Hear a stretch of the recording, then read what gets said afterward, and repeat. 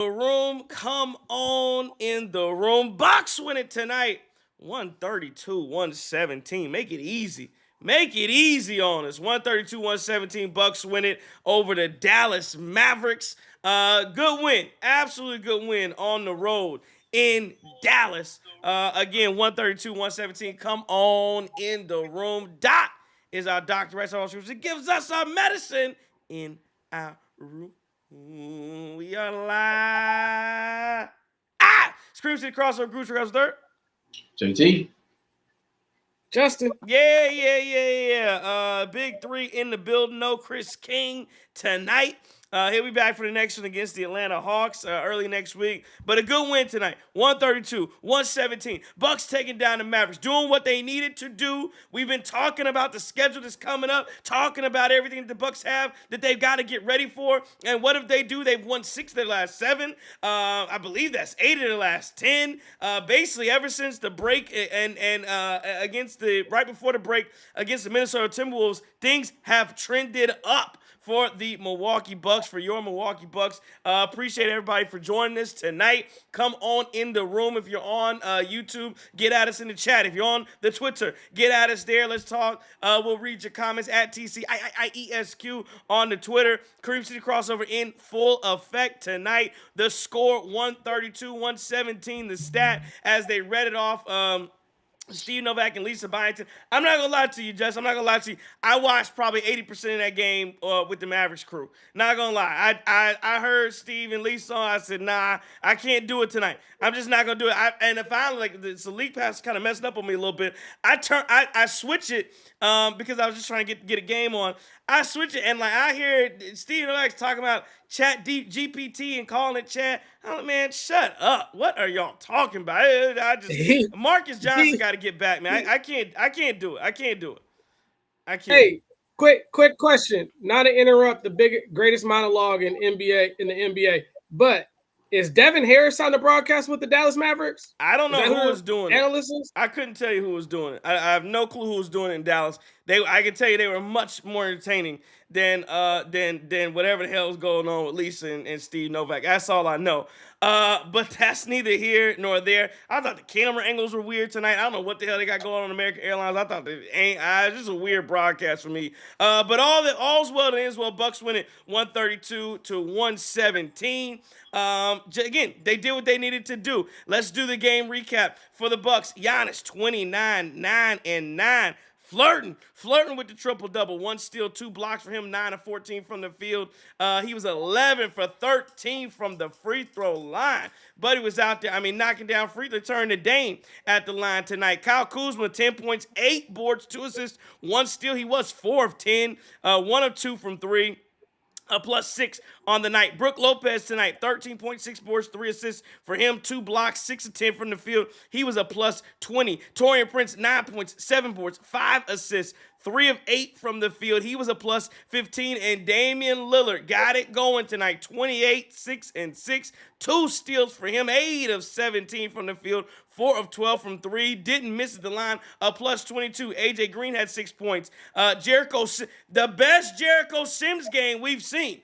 By far, Jericho Sims looked like a rotational piece tonight. 6 points, 8 boards, 2 assists for him. He was 3 of 3. Had a nice hook shot to win in. He looked coordinated tonight. Kevin Porter Jr., 11 points, 3 assists, 2 rebounds, 2 steals for him, 3 of 6 from the field. That's 50%.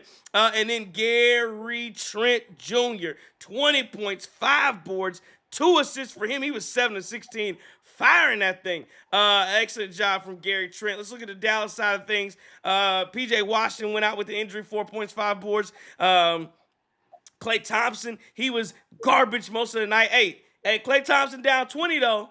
Klay Thompson down 20. Hey, can't miss. He can't miss. They go there. He started about 15. They down 15. Oh, okay, it's my time to shine. Christie with 5 points tonight. Kyrie Irving had a really nice game. 31 points, 3 assists, 5 rebounds. Took him 23 shots. He was less than 40% from the field. But, the Bucks basically, he was the only guy that could really get his way. Moses Brown looked good tonight. And he's last day of the 10-day for him. He had a really solid game. Couldn't do anything with Giannis, but 18 and 9, I thought he played very hard. Dwight Powell with 2 points tonight. Dante Exum 4 points. Najee Marshall 7 points, 4 rebounds, 4 assists, and 4 steals. Spencer Dinwiddie with 12 points. Jalen Hardy with 16 and 4 assists. Again, this thing started off with the Dallas started up 36-31 at the end of the first.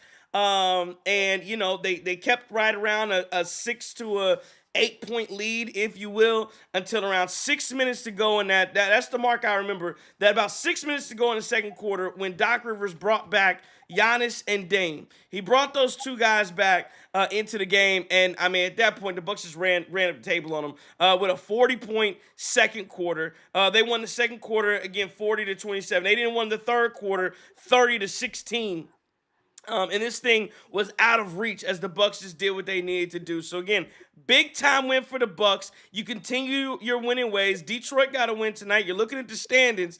But this is how you respond. This is how you come out and play. Giannis and Dame, the two-man game, especially late, was rolling. Again, that's 28 and 29 from your two best players. Bucks had 6 guys in double figures. I believe there's a stat somebody sent it where before the deadline, they may have had I think they had maybe 5 games of guys of 6 players in double figures, whatever it was. And now post deadline, which has only been, a few games. It hasn't been a ton of games post deadline. They've already matched that number with guys in double figures. So they're doing a really good job spreading out the ball. I thought tonight was a really good effort against the Jason Kidd team. This was like traditional Jason Kidd defense. If you were familiar, obviously, with what he did in Milwaukee.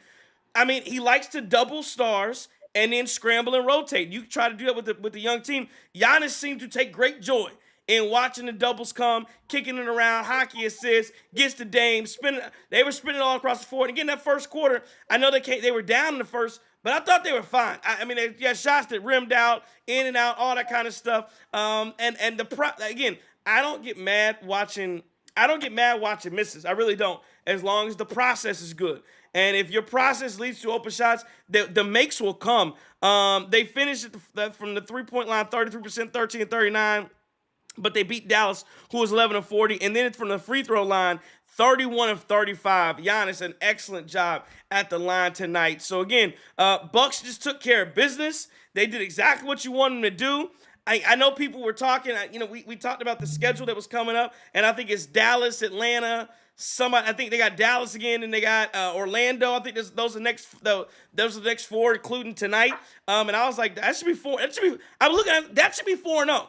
I know we have a tough March, but this stretch should be 4 games that you go out and win. And they went out and took it to Dallas tonight on the road. Exactly what they're supposed to do. You got Atlanta on the road. I believe you're off until Tuesday, if I'm not mistaken. So you have a nice little break here, Sunday and Monday, couple of days off. Go get off your feet. Hopefully Kyle Kuzma, I think he twisted the ankle or whatever it was. But again, just a really good job of ball movement. And I thought defensively, especially throughout the second and third. Fourth quarter got a little sloppy, but that's okay. We'll take it. The Bucks win it tonight, 132-117. That's what I saw. JT, what'd you see? A whole lot of the same thing you saw, sir. But really, tonight, couple things really stood out to me. I think the first one, and I'll go ahead and mention it. Kyle Kuzma got hurt. I don't know about you guys, but my cheeks were clenched. Right? I was literally I was saying, man, hey, wait a minute. Do we have a serious issue here? I saw him going back to the locker room. We came back out. Now Kyle Kuzma ended up playing 32 minutes, and I'm assuming this injury, he may miss a bit of time with this injury. I know Justin's going to dig into a little bit of what Doc was saying about that as well. But I was nervous when I saw that happen because, again, the guy he replaced, it kind of is what it is. But that's neither there nor here. Now, I was a little worried as well because I didn't like the Taurean Prince on Kyrie matchup. Justin seems to think it got a bit better overnight, but I just didn't. I didn't like that. I said, well, there's one weakness, there's one there. Another thing, Jericho Sims. I didn't know Jericho Sims could pass. You see that pass to Kuzma when Kuzma was cutting baseline? I said, man, I didn't know he had that. I didn't know he had it in his bag. But what I really like tonight about that is that Jericho Sims did the dirty work. He did the dirty work. Got your 8 boards, got your big block. Would Sims have 6 points? I think 6 points tonight as well, which again, I'll take that from Jericho Sims. I'll take that. If that's what you got, I love it. Give it to me as much as you can, right? Hey, yo. Well, Paying dues to the community. Yeah, we're gonna have to on the edit, man. We're gonna have to go ahead and scrub that out.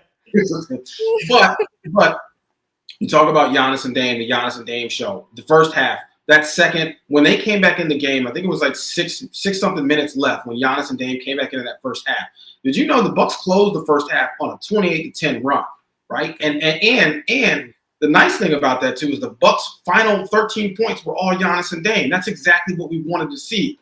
We came here when we traded for Dame. We thought we were getting Batman and Superman. We didn't want Batman and Robin. And tonight, that's a Batman. There were times where those two seemed to be in a groove, and I love it. I absolutely love it. That's what we have been wanting to see this whole time, and that worked out. Not a great night for AJ Green, so I'm gonna go ahead and skip over that. Right? I thought, we racked up 3 fouls in 4 minutes or something. It was not good, but I get it. Sometimes that happens. Gary Trent Jr. again.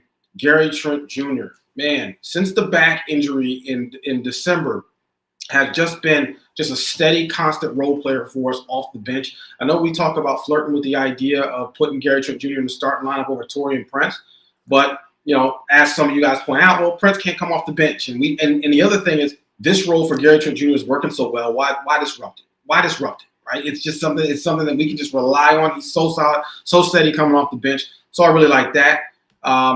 And then also, look, we out rebounded Dallas tonight by about 20 rebounds.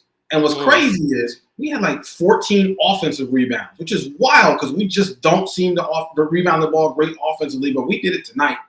And yeah, you talked about your boy playing well, but I believe you talked about Brown playing well on the Mavericks, but I believe Giannis got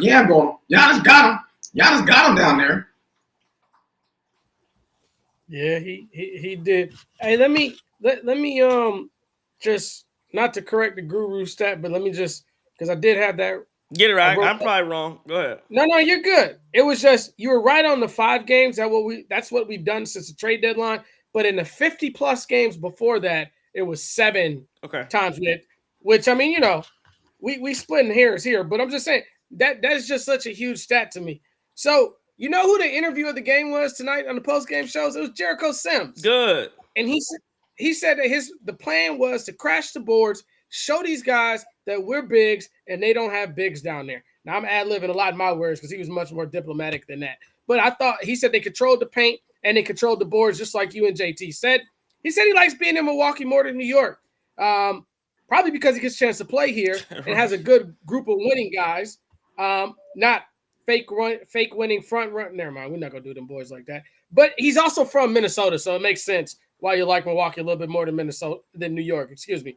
So Doc was happy that they did not have to bring Kuz back into the game because of the ankle that JT mentioned, and Tish mentioned it in the chat as well. It is sprained.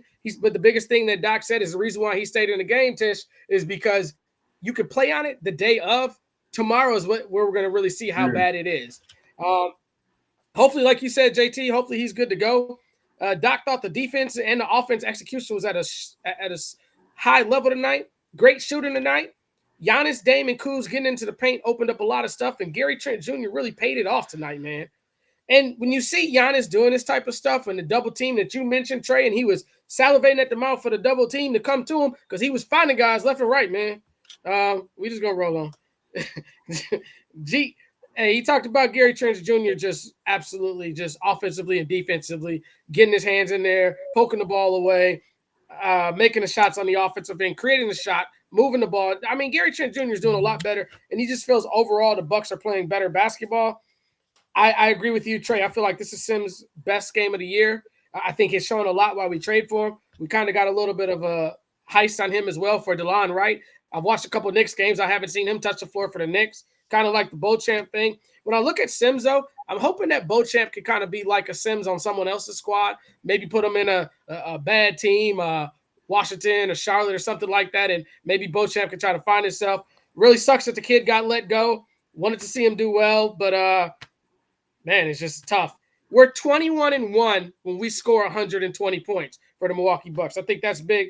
I thought Moses Brown went crazy. We've talked a lot these past couple of days as far as signing Ryan Rollins to a permanent contract. You know, if this dude in Dallas, if he fumbles this one, kind of like he did with Luka, I would say We go ahead and sign that dude to a 2-way contract. Well, or sign him Moses. to Well, for what it's worth, they've already said that they're going to let Moses Brown go, because they're not going to. Yeah, they said it. So again, kudos to me for watching the Dallas broadcast instead of Steve Novak and Lisa. But yeah, their whole point was, I believe that the issue with Moses Brown is, for them, they're trying to stay under the first apron or whatever they're trying to stay under the apron. And so they are, I guess, for the rest of the year until they get their guys back. Because again, that's why they're having these guys. Because you have Anthony Davis who's out. You have what's the other man out? Derek Lively who's out. So they're really just searching for bigs that can play, which is some of the reason they got beat down in the fourth quarter tonight. Because again, they ran out of bigs, and PJ Washington got hurt tonight as well. But Moses, what's his last? Moses Brown, right? Moses Brown. I believe they are, and I believe they may have already signed the next 10-day guy, but you can only go through 2 10-day contracts or whatever it is. They were going to have to convert him. They don't have the money to convert and stay under the apron, so they weren't going to do that. So Moses Brown will get an opportunity to go somewhere, and he has, for what it's worth, he has shown the ability to play. I think he won a game for him the other night, and then tonight came back and got 18-9. You're right, JT, he got yammed on, but he had a for a guy on a 10-day. That's what for a guy on a 10-day contract, just coming in, stepping in, fresh to play basketball. Yeah, he was definitely playable tonight. 18-9. I mean, again, say what you want, but Jericho Sims is with the Bucks. He had a better game than Jericho Sims, if you will. He looks like an actual basketball player. Jericho Sims to me looks like a guy who is young and athletic, just bull in China shop type of guy. And again, not to take it away from him, I thought he played a good game tonight, but Moses Brown looks like he can actually, he can score the basketball. Sorry, cut you off, Justin. To be fair, I mean, he certainly did take advantage of his moment. Right? You got a 10-day contract, is what you got to do. Take advantage of the opportunity, and he did. So I agree. Give him kudos for that. Now, as far as MarJon, I hear there's a pretty decent league in Lithuania. Okay. I hear there's pretty decent. Hey, do they allow his pops to fly with him over there? Can his pops go with him? I don't know, but I probably that's my guess. I don't know. Hey, might want to move back home, fella. Update that LinkedIn, kind of figure out what your next move is, brother. Yeah, get that CDL. Get that CDL, dog. Get that CV. Get that resume ready. So, Trey, I know you banged on the Bucks broadcast, but they actually mentioned that too. When you tuned in, Novet, the reason why he was talking about the chat GPT, is that what it is? Yeah, he was talking about it's chat. I said chat, and it's chat now. You thought that was funny. Okay. Give me Marcus, man. Go ahead, sorry. Yeah, that's when he was figuring out what Sims' wingspan was. But, if they're going to let that kid walk, man, I say, hell, bring him in. 2-way. Oshkosh and Milwaukee, you can never – it's like with football, right? You can never have too many bigs. Bring this guy in. We don't know if something happens with Sims, if something happens with Portis, Brooke Lopez. Like all these guys, with the exception of Sims, are – I feel like they're better. Well, Bobby might still be in his prime, but Brooks' better days are behind him. He can only do so much. That cat can score the basketball. He defend, and I'm okay with Giannis dunking on him because you know what that means? That means he's trying to protect that rim, and I'm good with that. Now he did come back and yam on Brooke too, though. So he did. And last thing I say about Beauchamp, man, Beauchamp is like that creative player on 2K where he has all the intangibles, but then he gets to the game and it kind of just doesn't pan out, man. He has a body of a ball player. He has a shot creation of a ball player and all that stuff, but he just couldn't put it together. It really, I hate to see it, man. I really do, man. I really want these young kids to do well. I mean, I do agree with JT. I'm not talking about Lithuania, though, but I think he can earn a big check over there in Europe. But it sucks. And then again, I mean, everybody that wants to bang on John Horst and say he's this and say he's that, you need to really take your hat off to that man. We got Jericho Sims from a dude that hot dog water for us, and we got Kevin Porter Jr., who's it's not arguably, he's a backup point guard for this championship run. For two dudes that no one else wanted, and clearly the Clippers didn't even want him. So, hey, man, John Horst, salute. Hey, low-key, he might get an honorary game ball. We're not giving a real one, but an honorary game ball for John Horst. John Horst, as a front office guy, I think he does a great job. As a drafter, not at all. John Horst's worst day of the year every year is that first draft night of the NBA draft. There's no question about that. We might as well just not have that damn pick. Just trade the pick. The hell with it. Just do something because there's no point because whoever we pick in the first round is not going to help. It is inevitable. And there will always be players on the board that can help. And we're going to go try to find the diamond in the rough. Even when you don't have to look for a diamond in the rough, you can have a table full of diamonds. I got a trick up my sleeve. I'm going to go get this guy here that nobody knows about, that nobody gives a damn about, and that nobody else is going to draft in this position. And I'm going to make it work, except for I'm not. That's just kind of how this thing works. The Bucks don't do player development for rookies. It does not happen. Andre Jackson Jr. is lucky because he just was scrappy enough to carve out a role for himself. And by the way, I guess we put the red shirt back on that man.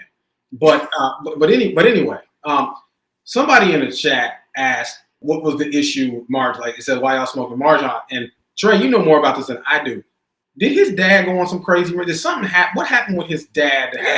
His dad got on Instagram in somebody's DMs and was like basically talking about how sorry the Bucks were and how they didn't give MarJon a chance and can't wait till MarJon go with somebody else because when he gets somebody, they gonna give him a chance. No, your son's trash. That's your problem.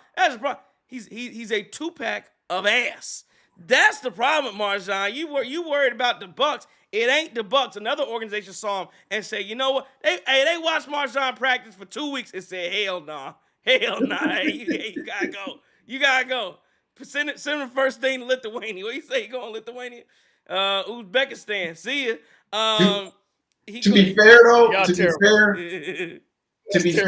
y'all mean, man. No. To be fair, though, he didn't ask to get drafted by the Bucks. He was thrown in a situation on a team where we needed him to come and contribute immediately, and his development just didn't happen at the pace we needed it to.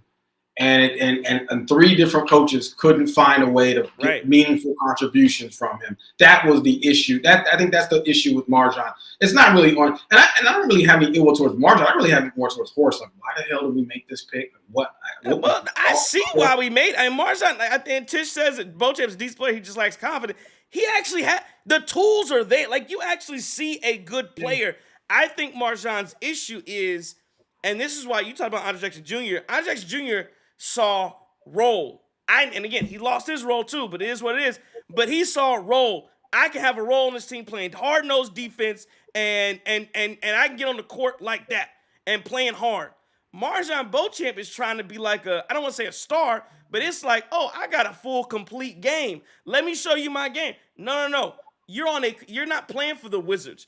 You're not playing for this bottom feeder team where you get to go out and try to show everybody the bag you got. No, you need to find a niche and use that. You need to what maybe your niche could be. I hustle balls to the wall. That's what I do. Or I go after every single rebound. Or I played hard. And really what he could have done was I'm gonna sit down and be the best on ball. Because again, how tall is MarJon? He's 6'7"? What is he? 6'6"?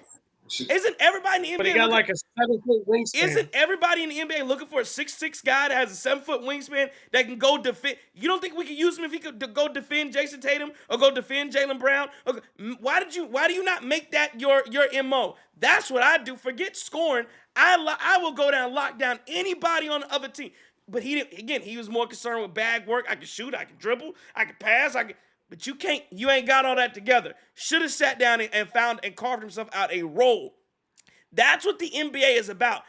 Perfect example, because I know you want to talk about it, Justin. You want to talk about Patrick Beverley. That's awesome to go. You want to talk about Patrick, right? Yeah, you want to talk about Patrick Beverley. Patrick Beverley in high school, they said in high school he averaged about 30 points a night in high school, right? Like, so he could go score. Do you think he would get 30 points in the game in the NBA? And again, maybe he could score a few more points in the NBA game.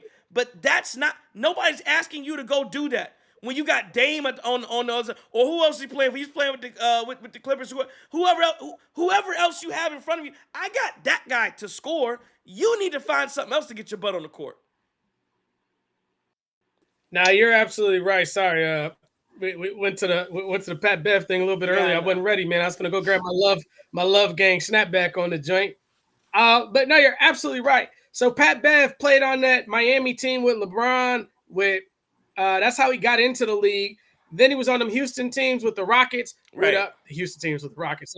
With James Harden and all them dudes. So he was never the option, and you're right. Not only was he a dog there, but when he was down there at Woo Pig Suey in Arkansas, he was getting buckets for the Razorbacks. But you're right, Trey, and you have to have the humility to come in and say, hey, I'm not going to do this. I'm not. Look at AJ Green. I'm sure he was a bucket getter at Northern Iowa.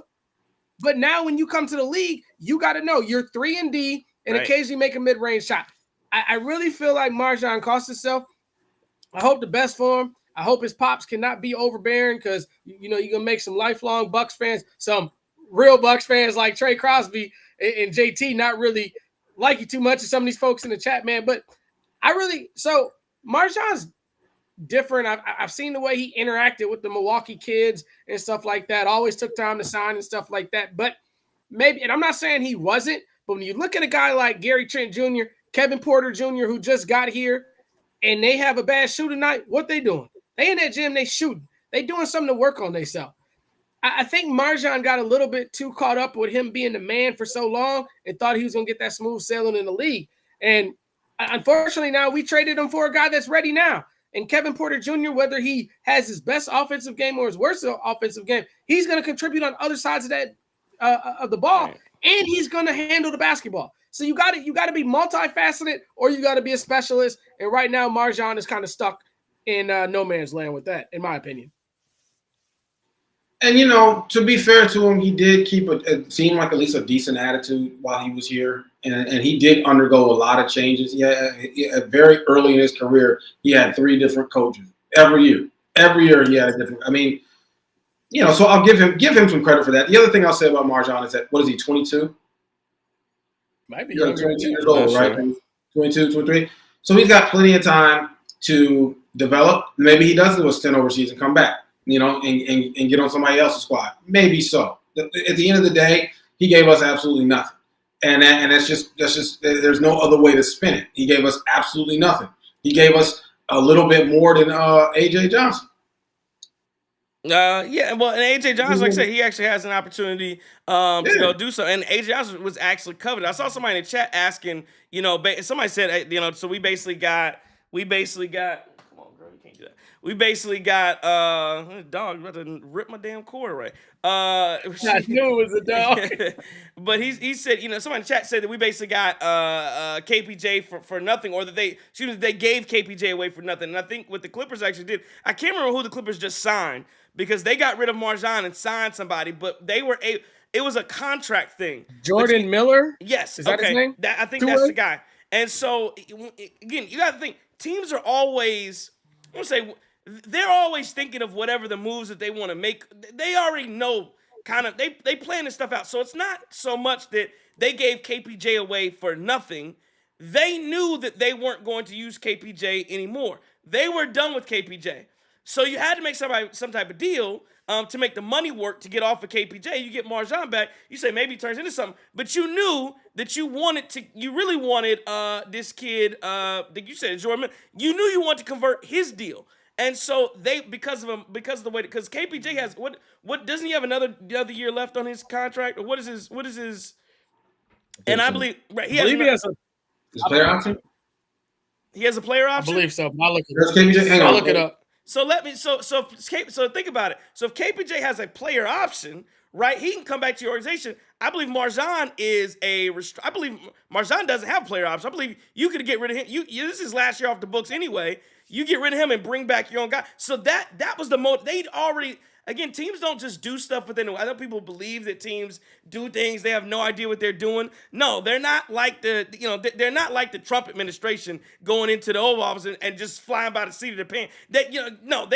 People have most organizations Washington's done that for 30 years. Actual game plans as they and figure out what they want to do. I'm just saying that's typically how things go. And so that's why they were able to do that. So they already knew they probably weren't going to keep MarJon anyway. So but that's how it goes. He has a $2.5 million player option next season, KPJ. Right. And they didn't want him to exercise that to continue on their bench. So anyway, that's how that went. But getting back to it, the Bucks win at 132-117 tonight. Let's get back in. Let's see what the chat's talking about. The chat's moving pretty decent here, and I haven't really looked at them. Somebody said Sammy Joseph says Trey really live tweeted Steve Novak hate again. Yeah, well, I was gonna say I don't hate Steve, but I do. I don't like the man for some other reasons. I'm not a Steve Novak guy. Why do we have beef with Steve Novak? What was it? During I believe this was like there was a library. I see. Where does he live? Does he live in Tulsa? Where he live? I think he lives on Whitefish Bay. Was he scared of books? Is that what it was? Was he scared of books? And he was putting the goofy stuff out there? I believe there was like a black. I don't know what it was like a black. I don't want to say it wrong. It was like a Black History thing. Something was going on, and he was like, "Hey, get this mess out of my libraries." Like he wanted somebody. He was on some like I play with y'all, but I don't rock with y'all. Yeah, I just don't remember exactly what it was.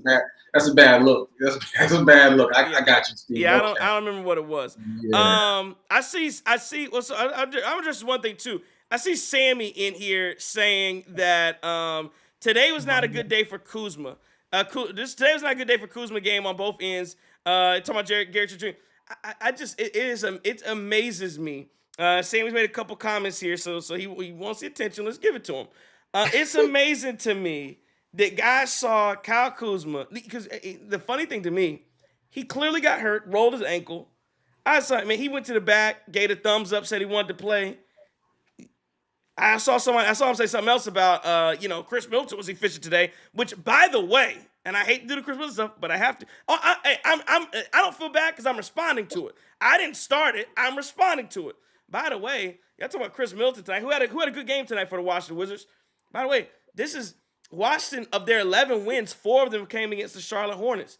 They ain't need Chris. This is the only team they ain't need Chris Middleton for. And they beat Charlotte. They had a good game, but they always have a good game against the Hornets. That ain't nothing. But secondly, let me tell you something. If Chris Middleton had rolled his ankle in the middle of the game, you think he'd have played 32 minutes tonight? Hey, y'all talking about Kyle Kuzma's might miss some time. Yeah, he might miss a game, he might miss 2 games. How much time you think 22 would have missed if he rolled an ankle tonight? He wouldn't have played 32 minutes. He'd been out for the next 4 weeks. Listen, I think the fairer question, and I hate to do this because again, we gotta move on from Chris Middleton, but somebody in the chat always does this. How many games has Chris Middleton played for Washington? Period. How many games has he been there for? Right. I mean, like, I'm just saying, like, the hell with the injury. Ask yourself that question, and then ask yourself that second question. If Chris Middleton had rolled it, you're right. Would he have played tonight? Would he have played the next game or the next game after that? I'm not really sure. We have moved on, and I hate to make it seem like we're bashing Chris Middleton, right? The issue is people are saying comments, we're responding to it with truth here. Like they're telling no lies in our assessment, but it always makes it seem like we aren't, and we're not. Like tonight, you're not something. You just responded to something. No, and here's the thing. Number one, I'm responding to something. Number two, I am on it. I don't know why we have to play this game. I don't know why I have to play this game. Like we can't talk about him. He was just here 2 weeks ago. What do you mean I can't talk about something that just happened 2 weeks? Hold on. You just traded a core member of your piece who won a championship in 2021, and we got to act like, we got to put his name up. We want a statue, we want to put his name up, but we can't say nothing about it. No, we just traded a core piece of your team. This was a monumental trade in Bucks history, and we got to act like it didn't happen. Like, we'll sweep this under the rug. Oh, no, we can't talk about Chris Middleton. We can't talk about what we did. Come on now. It just happened 3 weeks. It ain't a month old. Where's the statue going? Don't do it, JT. JT, don't do it. I knew you was going. Huh? Oh, you know where his statue is? The Chris Middleton statue is outside the training room. That's what, he put the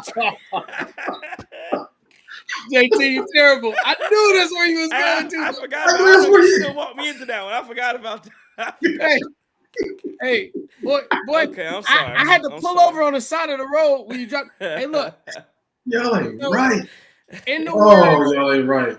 In the words of the best coach in the state of North Carolina, pro or collegiately, any sport, we moving on to the Atlanta Hawks. That's my only comment on Chris Middleton.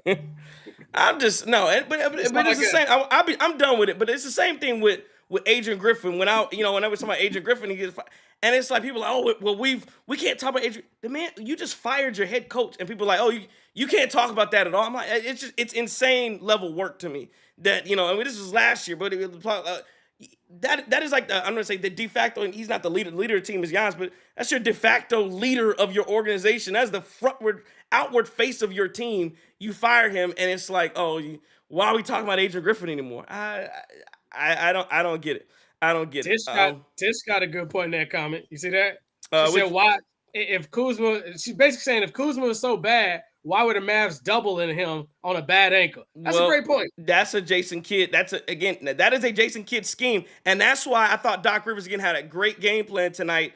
Whether that was Doc or the team, however it did, but they moved, to me, it looked like they moved the ball more than they typically would, and that is the MO on how to beat a Jason Kidd team.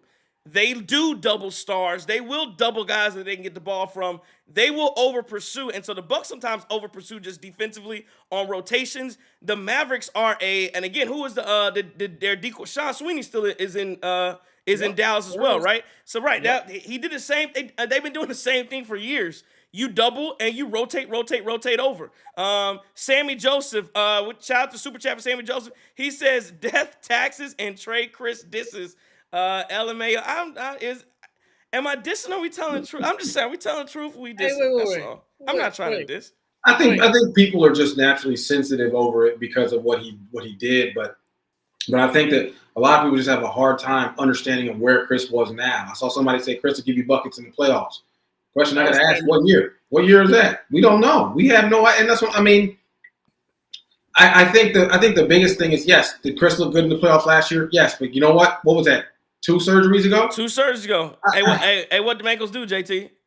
Say what? What them ankles do at them surgeries? Nah, you gotta show what them ankles do. They flop right open. Y'all making me do this, man. Can y'all stop? This ain't fair. Go ahead, Justin. Get us off this, man. I'm trying not to say anything about Chris tonight. One last Chris Middleton thing, and I told Trey the other night I ain't gonna talk about him no more. But look, Sammy, we cannot say like when you. I hope you're not taking it again for the umpteenth time to blue in the face. We're not talking about the totality of his career. No. The thing is, I'll make sure you pull up during these playoffs and you watch Kuz hoop because I guarantee you he's gonna give us more. But just to put it in a proper perspective for you, like Tish said, we love Chris. We love Chris so much. I was able to get my grandson one of his jerseys for $8. Absolutely, I ordered it. Bucks legend. Why would I not? But bro, like that ship is sailed. We gotta focus on what's here now, man. We talk about it all the time, bro. We're looking at the front of the jersey, man. The front of the jersey. Kuz's jersey says Bucks. Chris says Wizards. I'm glad he had a great game against the Hornets. I hope he stays healthy. I hope he rebounds. I hope he heals. I hope MarJon has a good career. I hope DeLon Wright plays well. Who else do we trade? Anybody else? I'm forgetting somebody? I hope. I like to see Sam Merrill making buckets for the Cleveland Cavaliers if it benefits the Bucks. But at the end of the day, I appreciate for whatever your contribution was in the city of Milwaukee. But when you're no longer here, I'm cool on you. Yeah, and Sammy Joseph, I understand. Yes, we got it. When I say Sammy, I'm talking about the guy who just named Sammy. Sammy Joseph, I understand you are Sammy Joseph. But the other thing I'd say about Kuzma, what you talking about, he's bricks, all this kind of stuff. Kuzma's not winning us games. Giannis and Dame clicking is what's winning us games. But what I was told was Kyle Kuzma was going to muck that up, and he was going to get in the way of that because of how he played. 132 tonight. 132 tonight. He's not getting in the way of what Giannis and Dame want to do. Again, he makes some great cuts. He does some of those. Does some of the good things 100% that don't show up on the stat sheet. And again, he had one tonight. You won't remember it, but it was a play I believe in the third or fourth quarter where again just a shot. We were up, but it's a shot. Dallas takes a shot. They miss it. Ball clanks off the rim. Kuzma doesn't get the rebound, but he's fighting. Taps his hand in there. It goes to AJ Green. We're going down the court the other way.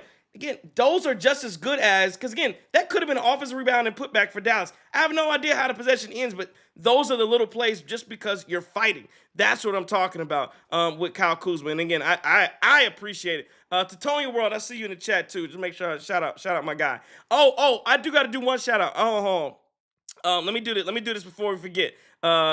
Justin. Last night we missed the the super chat from our guy William Arrange. So my bad, William. So the other night he said, "Man, I wish Giannis got Shay's whistle. So many missed calls tonight for him." So I did want to shout out. Make sure that's my bad. Anytime it's a super chat, I'll make sure I point it out. So William Arrange, if you're in here tonight, my bad. We saw it. That definitely wasn't your bad. That was my bad because I got too wrapped up in the goofy that comes in here hating all the time. And I want to say that, man, I know my moms and my pops watching the show, so I gotta be a good steward of the household, of the Skurlock household. So, hey, man, my bad. I shouldn't have talked about your mother. I still think you a goofy and you a bum, but I shouldn't have talked about your mother. So, God rest your mother. I hope she's great. I hope the sun shines on her a lot more than it shines on your bum ass. Man, if I known your parents was watching, I'd govern myself accordingly, man. I'm embarrassed now. No, hey, you good, man? I'm embarrassed now. I had a smidge more decorum. We gotta have some couth. We got some couth. No, we don't. We gotta be the best Bucks post game show there is. Man, my mom's watch, my great uncle watches. Like we got a whole bunch of Bucks fans up in here, man. And we here for y'all. Ain't nothing on this show fake. Ain't nothing on this show fugazi. We here every night. Trey been in here sick as a dog. JT been in here sick with kids sick. Chris King working 100 million hours a day, throwing people out the club, and he's still here. We here for you, win or lose, good things, bad things. Middleton, no Middleton. Beauchamp, no Bo. I went too far. Go ahead. Yeah, man, listen, let me tone down the naysayer meter here, because that's how y'all get down. I'm already knowing. We try not to act like a tongue. Like a That's what I'm saying. Y'all some naysayers. I don't mean that in no nice way. Yeah, nah. in no nice way at all. Hey, and we're gonna let the naysayers know. I want to ask you guys. Let's get back on basketball. I want to ask you guys, because I saw some things during the game where people were talking about the lineups, and do you stagger Giannis and Dame lineups? And again, I think I say this about Doc Rivers. I think people criticize Doc way too much. I think he's had some personnel issues. I think the defense is much better now. I think Giannis and Dame are starting to play better together. But some people were upset or worried because you have portions of the game, especially like I said in that start of the second, in the first start of the second, where like Giannis and Dame are off the court together for long stretches of time. Remember, the same thing happened in Houston where you had 6 minutes where nobody scores. Again, Giannis and Dame off the court for long stretches of times. And so they get upset by that, and they're wondering, why is that happening? And should Doc stagger the minutes? And this is my thought process behind that is, I actually think it's intentional. I don't think Doc is stupid. And he done and it's like, well, I don't know not to play an entire bench lineup with Kyle Kuzma in it, or an entire bench lineup in it. I think the process makes sense where he's saying, and I believe he mentioned something about this, and I was told he mentioned something about this the other day in one of the post games, or maybe it was a pregame presser, whatever it was. But the thought process seems to be that in the playoffs, there won't be like this staggers and all. And again, I'm sure there won't. I'm assuming there won't be times where neither Giannis or Dame are on the court, at least at in some capacity. But your thought process is in the playoffs, Giannis and Dame have to play together. Like, that's going to be the 40 minutes they play with. They're going to play together the majority of the time. Why would in the regular season, and I think so many people are so caught up in, we have to win every single game, and you want to try to find ways to win you're caught up so much in that. And again, if you're Doc Rivers, talking about these organizations, you're thinking bigger picture, you're thinking playoffs. No, if I have to sacrifice and let another team go on a run because I got to play an all-bench lineup, I want Giannis and Dame playing together in the regular season as much as possible. Because in the playoffs, they're the two guys that have to have the chemistry and work everything out together. So staggering them, I'm not going to say it doesn't make sense at all, but it doesn't make as much sense if that's not going to be your process in the playoffs. If in the playoffs they're going to play together the majority of time, I want to have them in the regular season play together the majority of the time. it doesn't help me to beat the Dallas Mavericks or to beat the Brooklyn Nets or the Cleveland Cavaliers or whoever. It doesn't help me to beat a random team in February or March. It doesn't help me to beat them because I staggered my minutes and we didn't lose because we didn't go -8 in the non-Dame Giannis minutes. There's no reason to do that if in the playoffs we're not going to play like that. There's not going to be 8 minutes of just Dame on the court by himself to carry the team. That's not going to happen. Like, I want our guy, like, I guess I'm asking the question, are you okay with Doc's approach to that where it's like, I'm okay if we get ran on by a bench unit because I'm preparing for the playoffs where Giannis and Dame will be on the court at the same time all the time.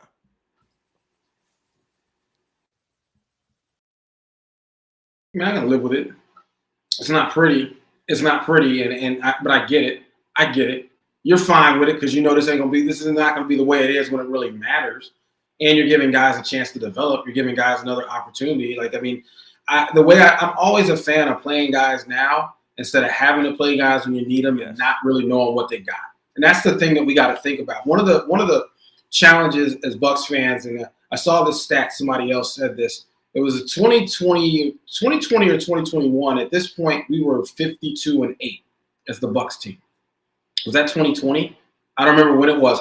We were 52. You said what year? That was COVID year. We were COVID shut down the NBA. Yeah. We were 52-8. And when you look at a team putting together regular, I mean, that is incredible when you look at that from a regular season perspective. And so I think we as Bucks fans, we just got so used to watching this team come out every night and be dominant most nights and just so many wins and stacking up. We didn't see a ton of gritty wins at that point. It wasn't a whole lot of ugly in those games, not during the regular season. It was a bit more smooth sailing. And at this point, Doc's willing to switch it up, right? Even Anthony Griffin did some different things too. Dr. Griffin did some different things. But the man's name was Anthony Griffin, right? We just call him Dr. Adrian Griffin. Anthony Griffin. It's late tonight. Anthony Grant out in Dayton. I would start calling Trey Thomas. Yeah, that boy hosts the Cream City Thomas Crosby. Like, no, but what I'm saying though is I think we as Bucks fans just got so used to things looking a certain way and looking polished and looking pretty and not having just ugly stretches and bad moments. And one thing I can appreciate about Doc, if you want to look at it optimistically, is the fact that you're giving guys a chance to develop. You're giving guys reps. You're giving them quote unquote meaningful playing time now by leaving them out there and resting your horses, knowing that's not necessarily the look it's going to get in the playoffs. But if it has to be, these guys at least have a little bit of experience under their belts. No, I agree. I agree with both of y'all, man. Like, at the end of the day, I'd rather KPJ or AJ Green or Jericho Sims or someone crash out in a regular season game on a Tuesday night against the Atlanta Hawks than we're looking for dogs that can get into this playoff fight with us and fight so we can get down Wisconsin Avenue again. So if you're going to mess it up on March 7th, who cares? Like, and I mean, I know we're going to be upset. And I mean, I know I threw stuff against the Houston Rockets game and that stuff frustrates me and all that other stuff. But hey, folks, we got to remember, we don't care. What did Hov say in that song with Ye, Trey? He said, regular season championship for minor league coaches. Yes. Doc ain't no minor league coach. We big time. We going for the championship here. So look, all that other stuff, look, and I understand. I used to buy Central Division championship shirts because I watched the Bucks be 12 in a million. So we ain't there no more though.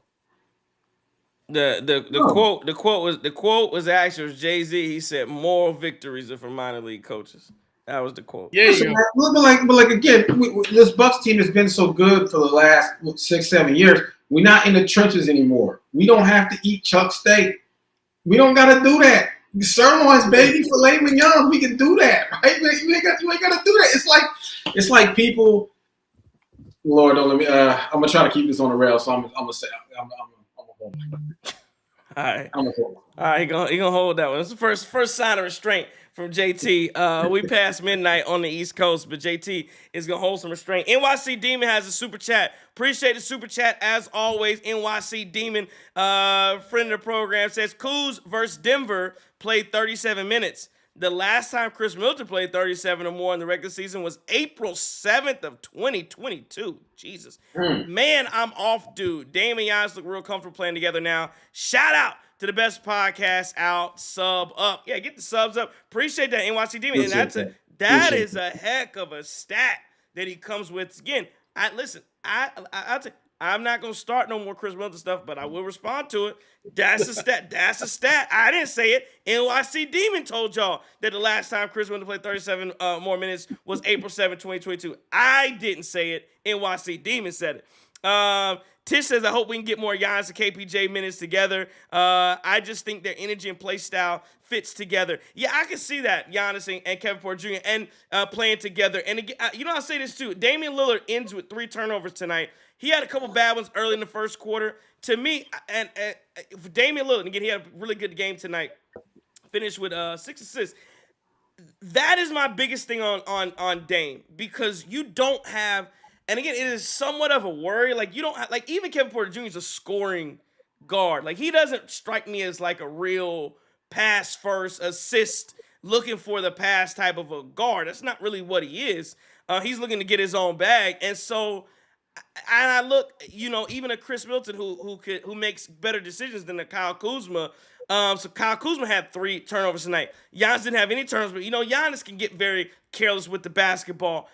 Damian Lillard, even more so now with the addition of Kyle Kuzma over Chris Middleton, he has to be even more conscientious with just the basketball and taking care of it.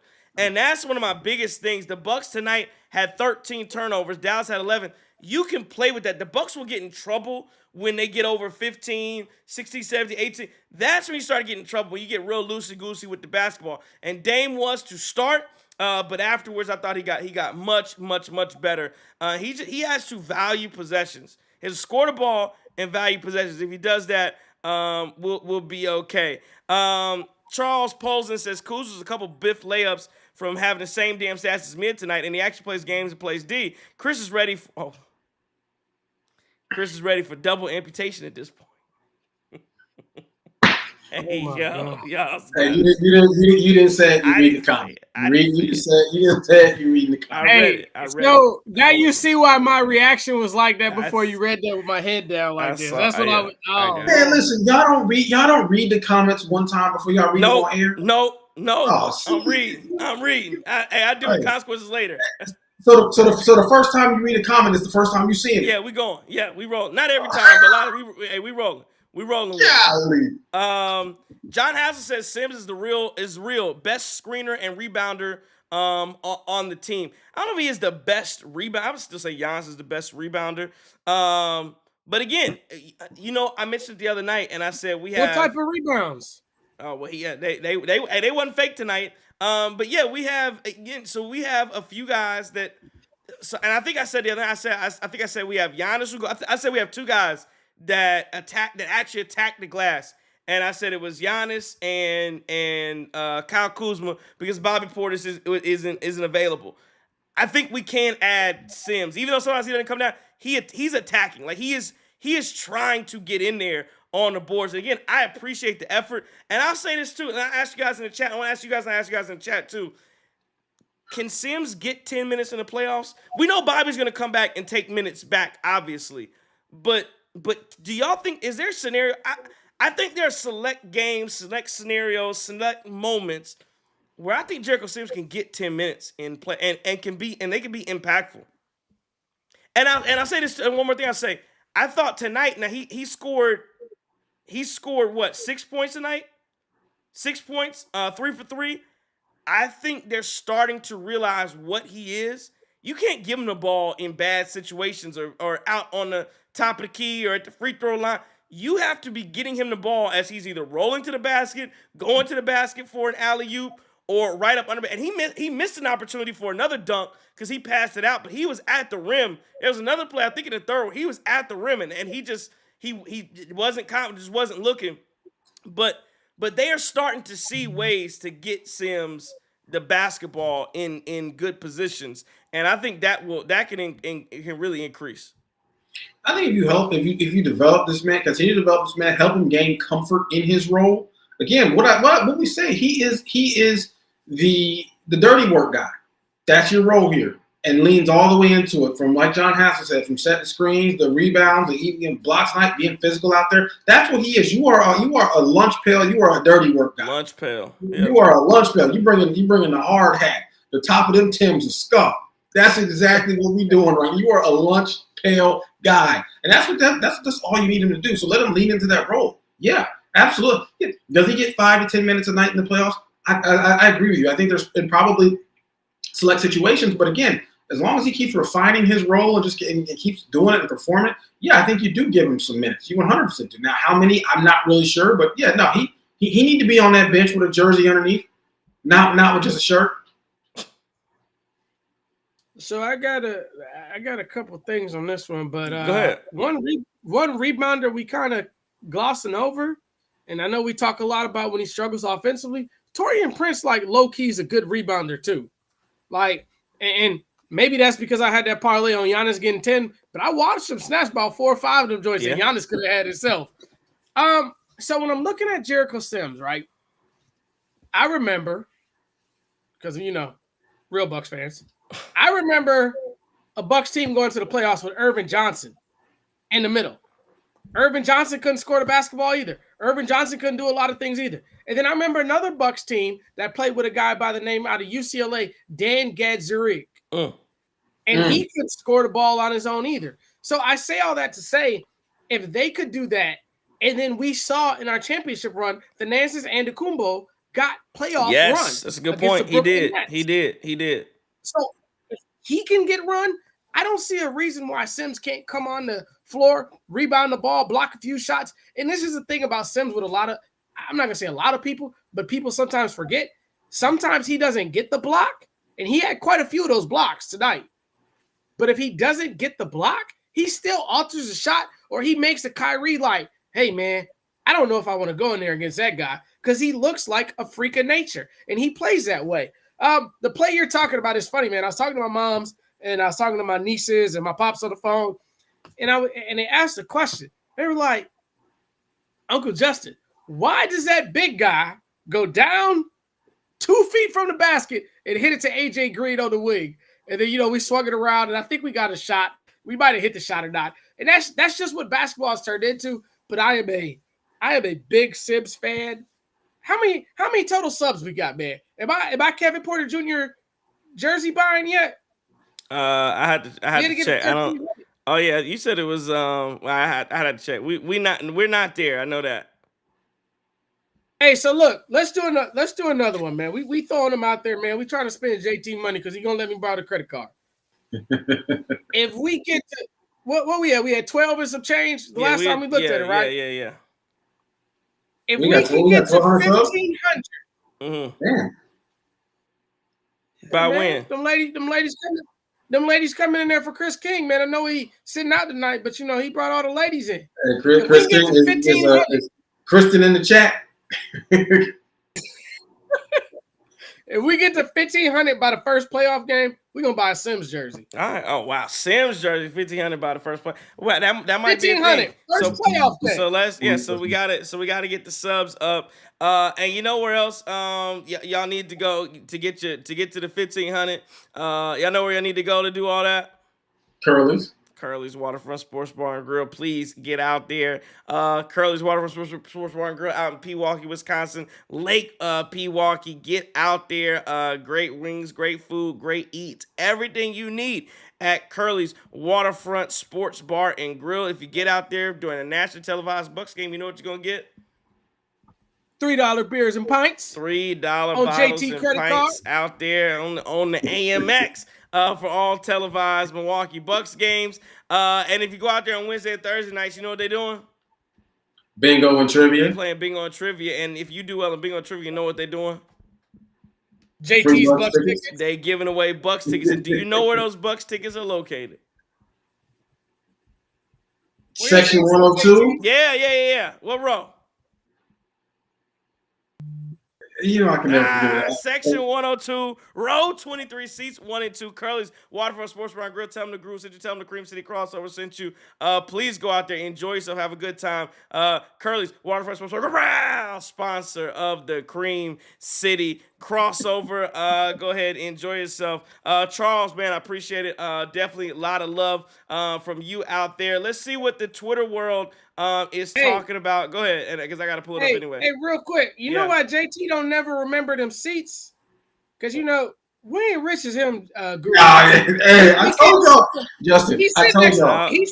Trey got a job with stock options. Trey got long-term equity incentives. JT, you said that, but you don't remember them. JT don't remember them seats because he's sitting next to Brady Jitters when he go to the game. He down there with Brendan. He down there with the Nasty. Down there with Gruber. He down there with Gruber. That's what he on the front. Down there with Gruber. So am I following them boys out to George Webb after the game too? Right. Hey, George Webb. By the way, since we talking about Brandon Jennings, we might need a Tough Crowd sponsor, man. We need gear for everybody on the show. We need a sponsor. I gotta get me some Tough Crowd gear. I'm gonna order some pretty soon. Is that a thing? Is Tough Crowd gear a thing? Yeah. He got streetwear. That's his brand. Yeah.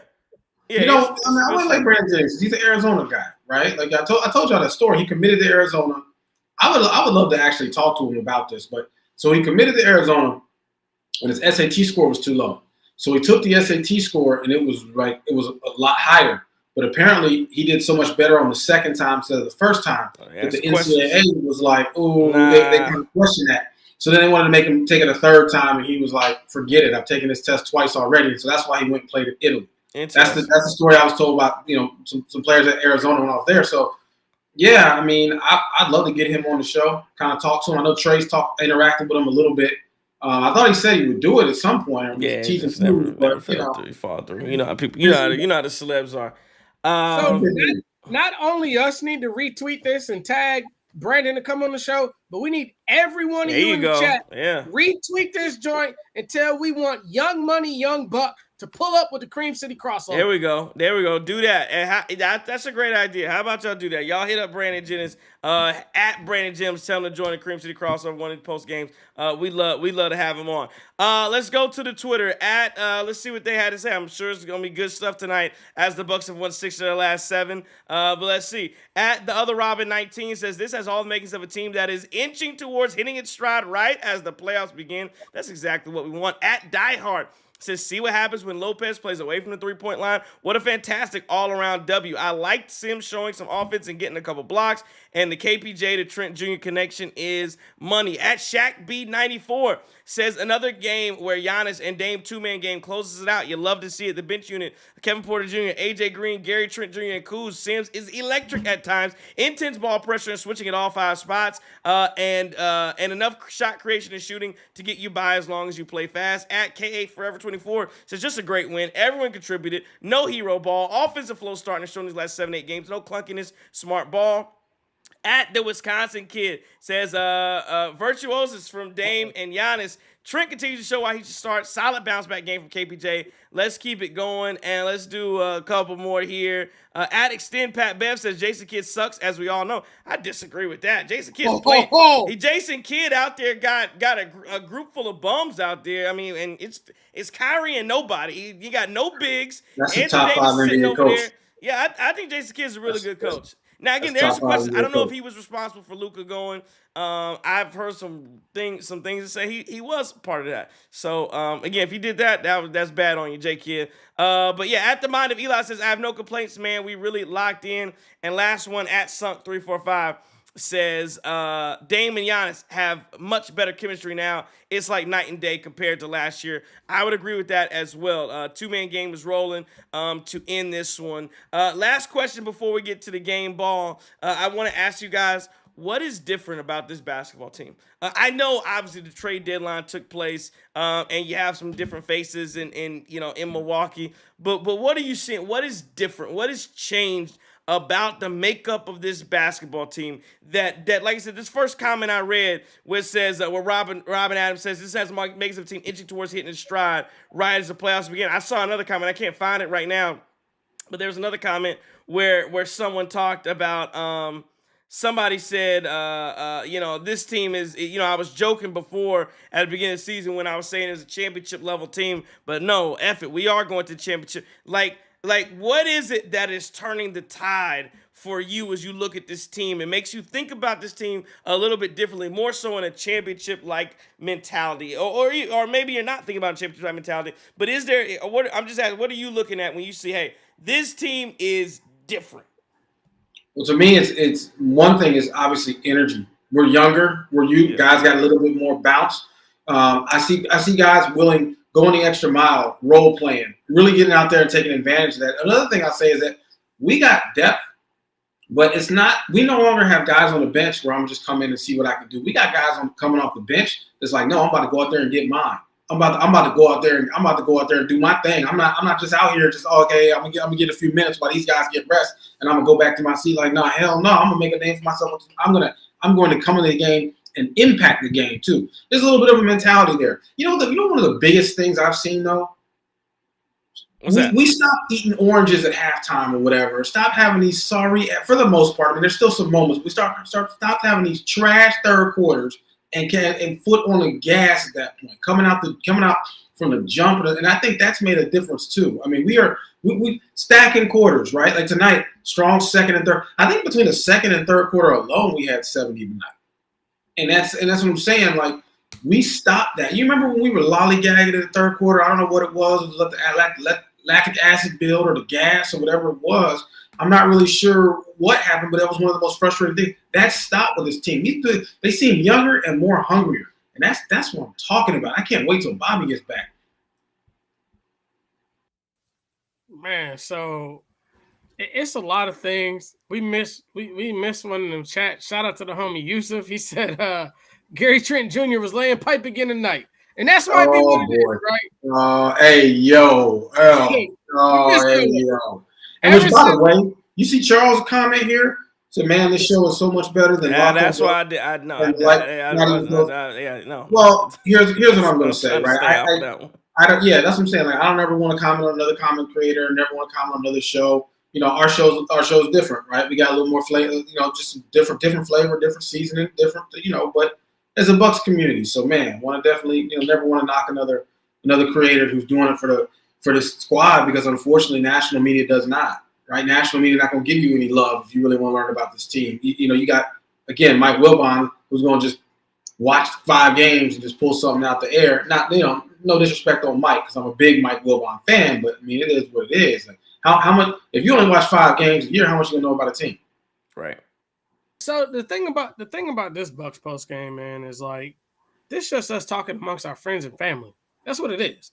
And this is the same thing. Like if the 4 of us and all a million of y'all watching online right now and go make me buy that Jericho Sims jersey, we're watching. This is the same conversation we'd be having with all of y'all, man. So that's what makes it so dope. But the difference is, man, hey, y'all already hit it. We got young energy in the building, and you got the consistent Giannis energy. But now we don't need Giannis to play 48 minutes at 150%. Yeah. Hey, GA, go sit down for a second. Let KPJ go crazy tonight. Let GTJ go crazy tonight. Let Dame go crazy. Let Kuz go crazy. Let AJ Green, let Brooke have a night. Let Bobby have a night when he comes back. Let whoever it is. And that depth is what's going to propel us into these playoffs. What's going to propel us past Boston, because I hate them, past Cleveland. I still hate them. And anybody else. I hate all of y'all. Matter of fact, if you're not a Bucks fan, I don't like you. I do like your mother, though. Hey. I shouldn't have said no, those are all good points on where you see the differences are with this basketball team and why and how they can get themselves to a championship. Here's Giannis, who said this about the Bucks getting first time this season 9 games over 500, and talking about the road win. He says it feels good, chemistry within the team. Atmosphere in the team feels good. We have to win on the road. At home, we have good energy. Don't know why. Maybe we sleep better, sleep in our own beds. Able to be with our family. Maybe we eat good food. I eat my mom's cooking, so maybe at home I play better. But now it's on the road. We have to be better on the road. We haven't been good on the road all year this season, and that is correct. I think the Bucks are like 3 or 4 games under 500 on the road. He says this is a big build game. Hopefully we can go to Atlanta, build off this. But in order for you to win something, win a series, win a championship, you have to build good habits and win on the road. That's all I care about. This is a great win on the road. Now we have to build off of it. We're 9 games over 500. He said if we're 9 games over 500 or 2 games over 500, it doesn't matter. We have to figure out ways to win on the road, and we're going to put ourselves in a position to be successful in the playoffs. That is a great quote from Giannis and shows a lot of maturity. And I think he's correct. You have to be able to win on the road, and the thing that helps you win on the road is not as much offense, because you saw in that first quarter. Where the Bucks didn't shoot well from 3, shot much better in the second quarter, but defense travels. And if you can defend, you can withstand some poor shooting to start game. And it's a make or miss league. We say it all the time. The shots will fall at some point. It seems like the ball is going in and out all first quarter. They'll fall, but you can't let that be discouraged. You can't let any of that happen.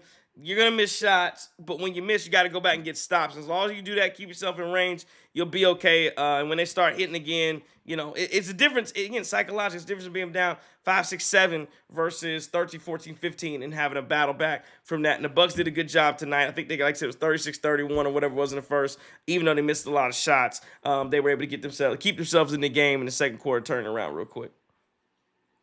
Can I say one thing? Yeah. And that's where, because we talked about the other difference, that's where your boy Kuz is bringing it on both ends of the floor. Yep. He's helping you to get that stop on the defensive end. He may take a shot that you look at and you're like, oh, I don't like that shot selection, but he's going to go in, he's going to pull up his shorts, and he's going to lock in on that defense posture, and he's going to make sure he forces a stop.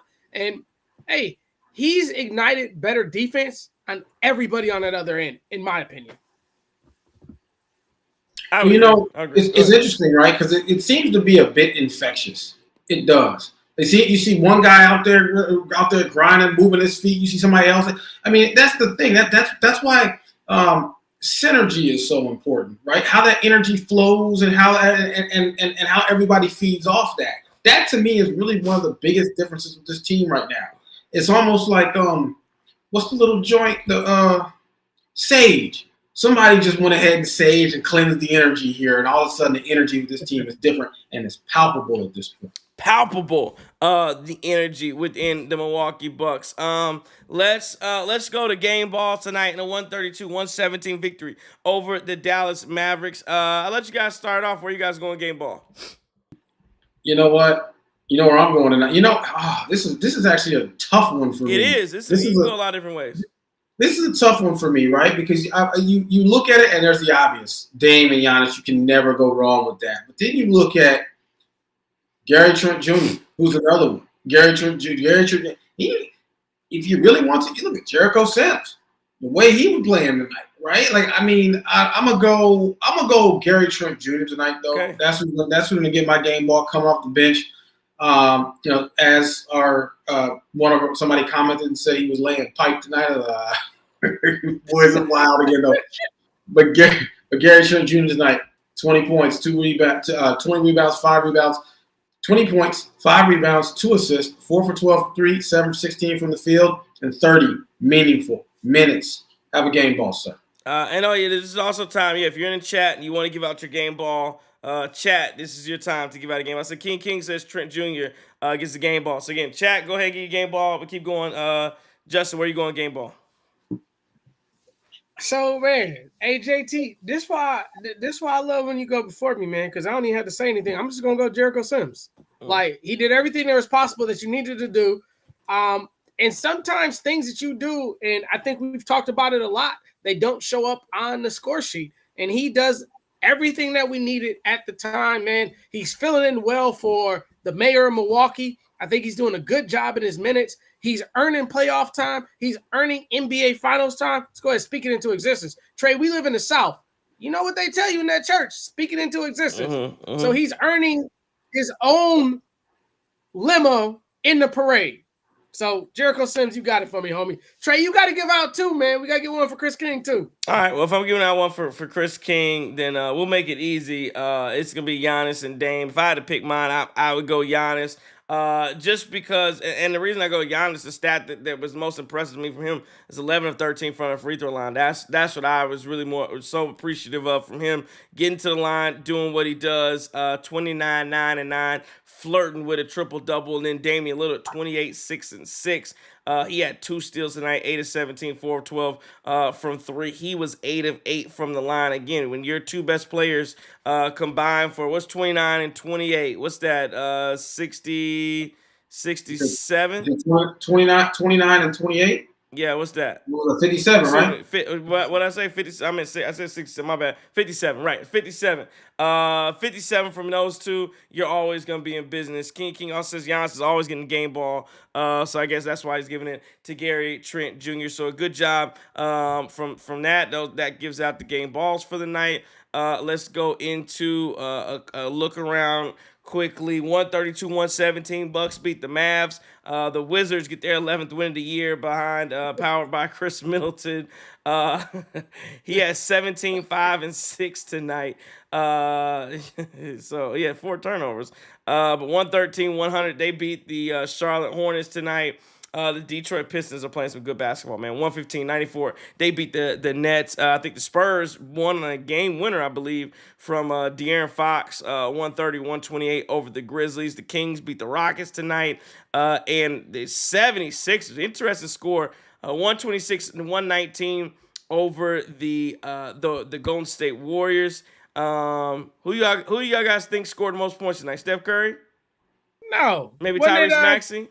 Quentin Grimes. I got the update. Didn't he have 44 Grimes, tonight? 44 from Quentin Grimes. 18 of 24, 6 of 9 from 3. And the crazy thing is they won. Here's how this plus minus stuff is so stupid. He had 4. Now again, I didn't watch the game, so maybe but he had 44, 6 boards, 3 steals, 18 of 24, 6 of 9 from 3. Philadelphia won 126-119. He was one of only 2 players for the Philadelphia Sixers who was a minus on the floor. There's no way. There's no way. I didn't watch the game, but there's no way the guy who had 44 on 75% shooting was a negative on the floor. That lets me know the stats flawed. Something was flawed. And again, I didn't watch it, but something had to be flawed for that to have taken place. But that's what happened. Bucks winning 132-117. Anything else you guys want to get at? I got a couple more for the look around, if that's cool, man. Go ahead. You know, in Bart Lundy we trust. Milwaukee Panthers, big time win against Detroit Mercy today. Our beloved Marquette Golden Eagles went to Washington, D.C. today, beat the crap out of Ed Cooley and those Georgetown Hoyas. And then lastly, Milwaukee Brewers spring training. We don't talk about scores, any of that stuff.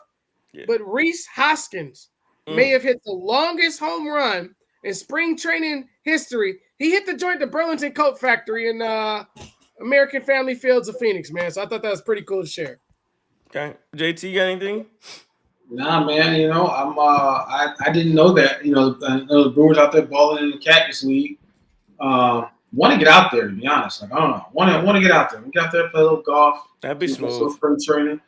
But yeah, I mean, looking forward to that. Looking forward to seeing what these Packers gonna do. You know, I'm happy to see the first chip fall, and Debo's the first wideout to get traded.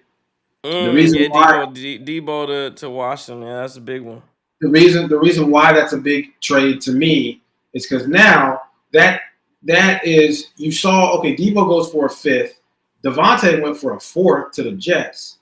So what's the market if the Packers want to make a move for a wideout? It doesn't seem like the first round pick is there unless it's maybe it's a Tyreek Hill or something. So, you know, it's interesting to watch this domino fall with Debo.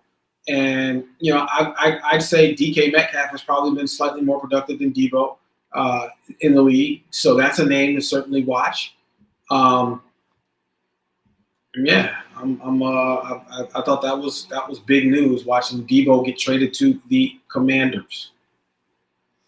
Yeah, no, it is. And you know, you saw obviously the combine is going on now. You're trying to figure out what you want to do and what what you're looking at. I think, you know, if he's healthy, I think that's the question on Debo is, did Washington know, are they getting damaged goods with Debo Samuel?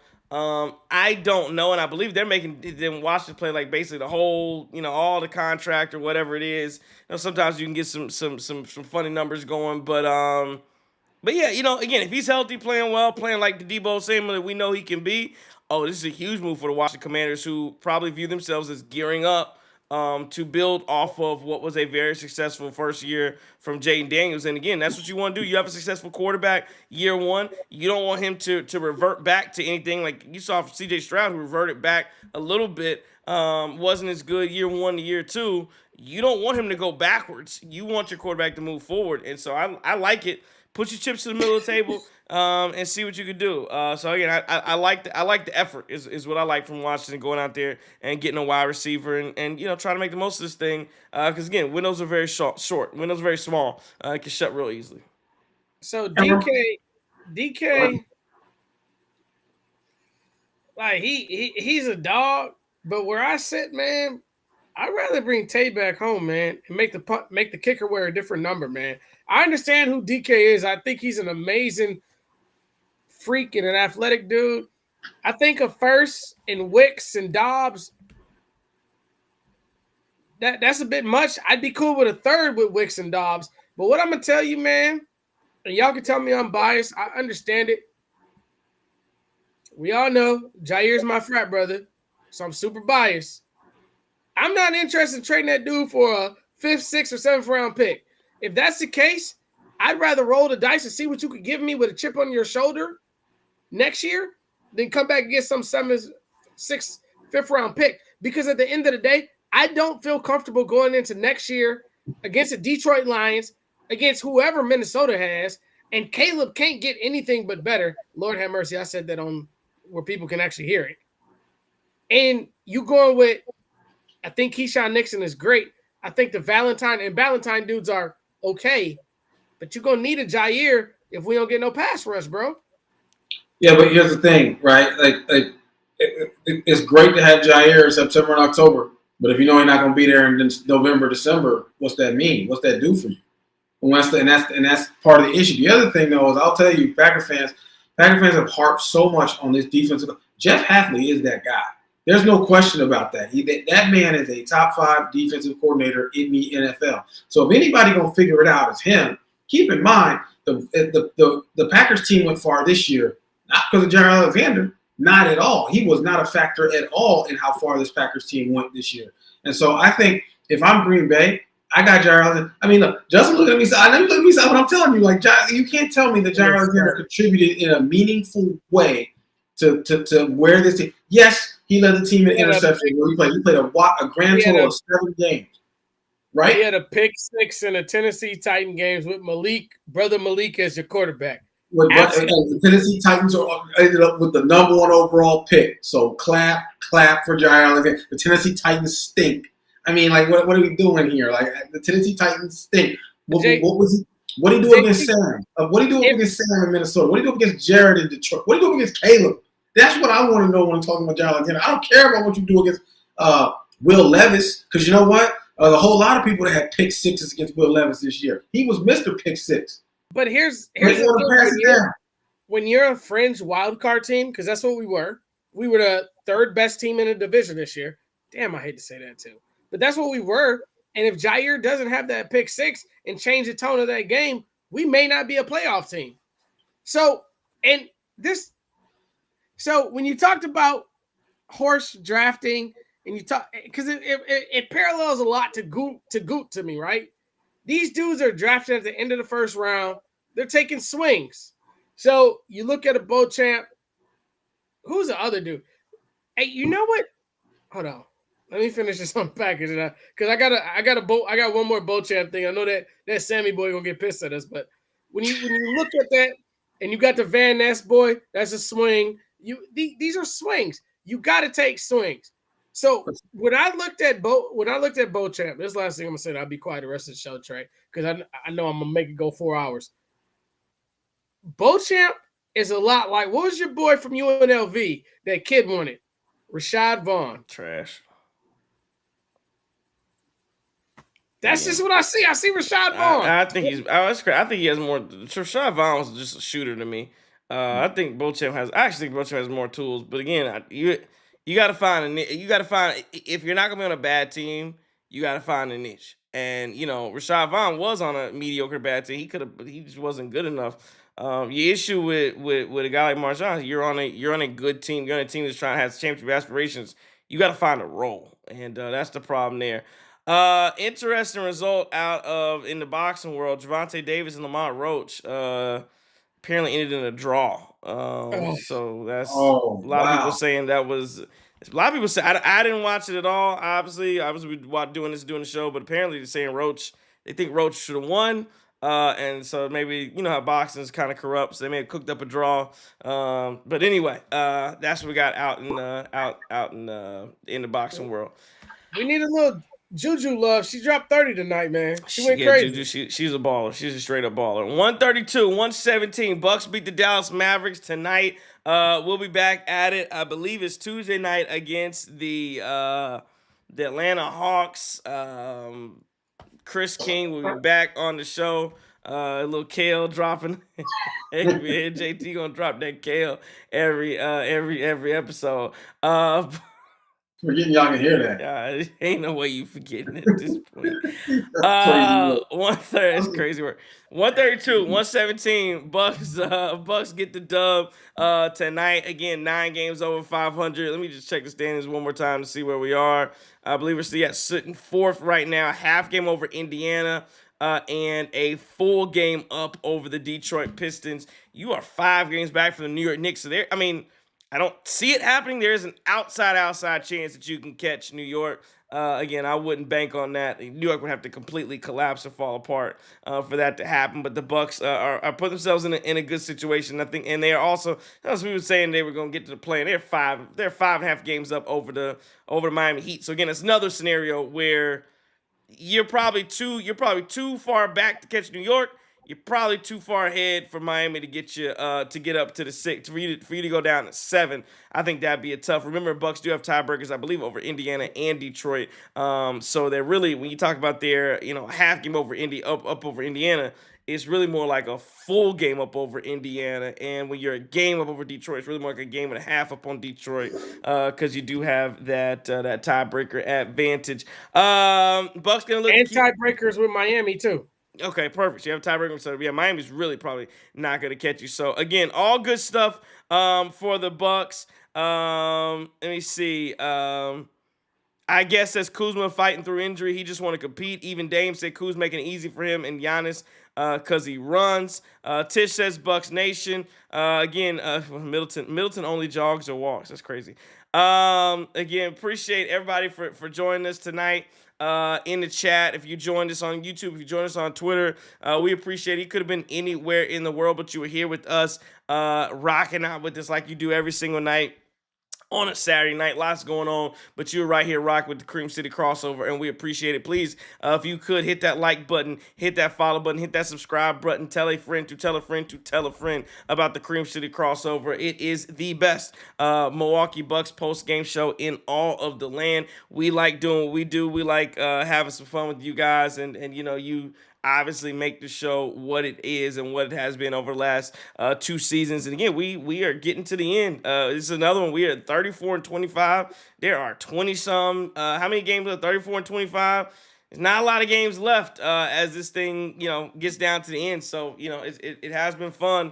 We really hope to be with you all throughout, all the way up through June. King says, great show. We appreciate it. Tish says, hit the like button on your way out. Absolutely. I want to thank our sponsors tonight, the Curly's Waterfront Sports Bar and Grill out in Milwaukee, Wisconsin. Head out to Curly's. Tell them the Groove sent you. Tell them the Cream City Crossover sent you. Curly's Waterfront Sports Bar and Grill. Sponsor the Cream City Crossover. This has been a Cream City Media Group production from the Groove Truck Officer III. JT. Justin. If I am your enemy, it's only because I dare to tell you the truth. Don't take no wood nickels. Courage.